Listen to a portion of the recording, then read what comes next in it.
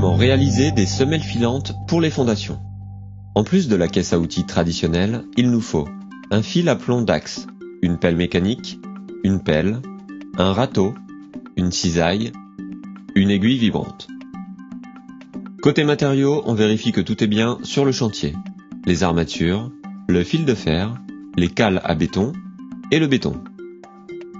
Pour votre sécurité, n'oubliez pas les gants, le casque, les lunettes, les protections auditives et les chaussures de sécurité. Première étape, le tracé. Commencez par vérifier que les chaises d'implantation n'ont pas été déplacées. Tendez un cordeau entre les pointes repères de l'axe de vos semelles filantes. Tendez le fil à plomb d'axe pour réaliser le tracé de vos fondations.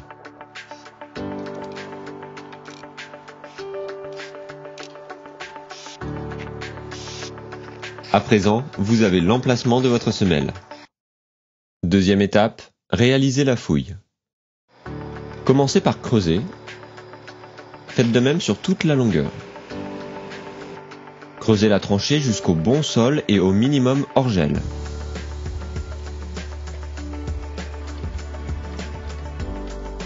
Attention, veillez à ne pas déplacer les chaises.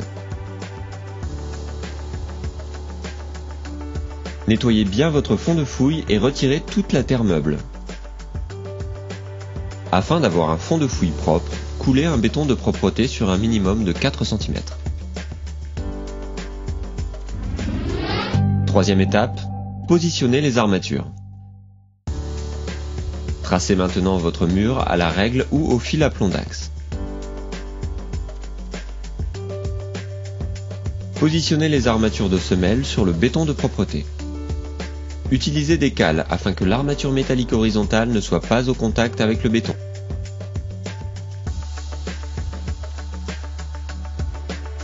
Puis, ligaturez la carcasse pour qu'elle ne bouge pas au moment du coulage.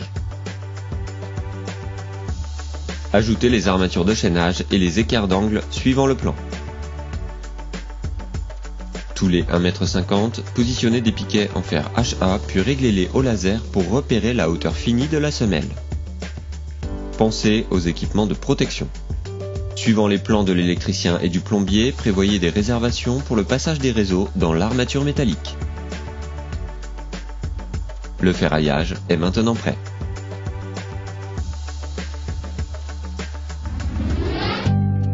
Quatrième étape, coulez la semelle. Préparez ou faites livrer un béton conforme aux prescriptions de l'étude béton. Le béton est coulé directement dans la fouille. Utilisez le vibreur pour vous assurer de la bonne répartition et de la bonne compacité du béton. Attention, pour éviter l'effet de ségrégation, ne restez pas trop longtemps au même endroit. Une fois coulé à la bonne hauteur, égalisez votre semelle.